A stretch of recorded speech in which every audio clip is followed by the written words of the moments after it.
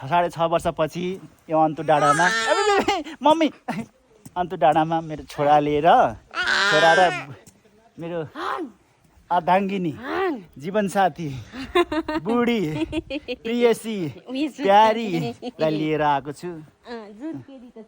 जुनकेरी dolphin सबै छ मेरै अन्तु डाँडामा है त।